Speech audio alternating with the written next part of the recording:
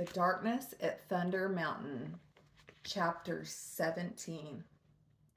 The stars were scattered across the dark sky. The moon was still frozen in its place. Weston watched the sky, hoping for some kind of change, something that would prove that time wasn't gone forever. Once again, the streak of light shot through the sky like fire waving hello. Weston rose to his feet, anticipating that familiar commonality of the streak of light and talking to Geo again. The light began to gleam from the floating doorway and came from another dimension. As the doorway opened, the blinding light came pouring through until Geo made her way into the world. "Hello, my sweet boy," Geo said kindly. "Your pain is great, and you have gone through a tremendous amount of adversity. I am here now. You have no more need to worry." "Am I going to die now?" Weston asked. "No, not at all," Geo answered. "You are now able to live more fully than ever before." Geo smiled. "Do you understand how to find the thunder before the rain?" Weston sat silently and looked down at Lacey. "I think so," he said. "Tell me," Geo said. "If you hear the thunder before you see or feel the rain, then you know a storm is coming.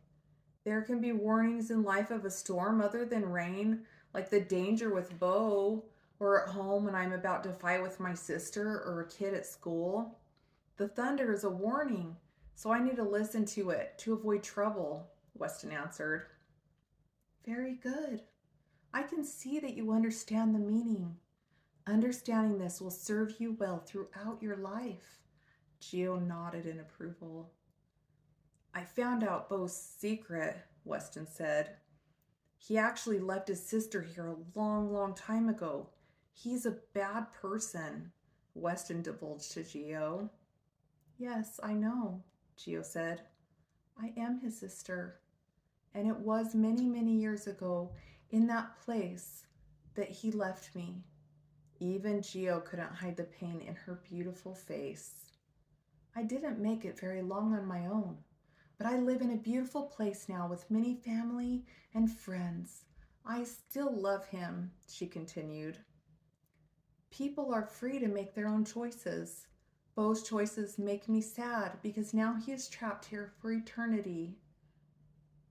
Lacey is very lucky to have you for a brother." Geo smiled kindly. "I'm sorry that he left you," Weston said somberly. "Are you ready to go home, Weston?" Geo asked. "Can I?" Weston asked. "Come with me." Geo put out her hand. Weston kneeled on the dirt and put an arm under Lacey's knees and an arm under her back. "I'm taking you home, Lacey." Weston put one knee up with his foot planted solidly into the ground. He used every muscle in his body and lifted her until both of his legs were extended and he was standing. Lacey turned her face into Weston's chest, unaware of what was transpiring. Weston walked boldly into the lighted doorway with his sister in his arms. As Weston passed through the door in its glorious light, the brightness cleared and suddenly he realized he was at the cabin. The sun was up and it was as bright as any beautiful summer day. Lacey began to wake up in Weston's arms. She shielded her eyes from the sun with her arm. "The sun is up," Lacey said.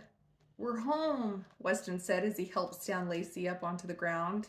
"And it looks like your foot is all better," Weston said enthusiastically. Lacey wiggled her toes as she looked down at her foot. "It doesn't hurt at all," Lacey smiled. "Thank you, Weston, for staying with me." Lacey hugged him tightly around his waist. "You're welcome, Lace." Weston hugged her back.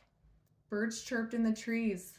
The chipmunks were playing on the cabin patio, and the warmth from the sun soaked into their skin as they looked out over the valley. Never had Weston or Lacey been so happy and relieved to feel the sunshine on their faces. "Do you hear that?" Weston asked as he focused his attention toward the property gate. Lacey squealed in joy as Mom and Dad's truck approached the cabin. It's them! Weston and Lacey ran towards the truck. Truly, they would be living life more fully than ever before. The end.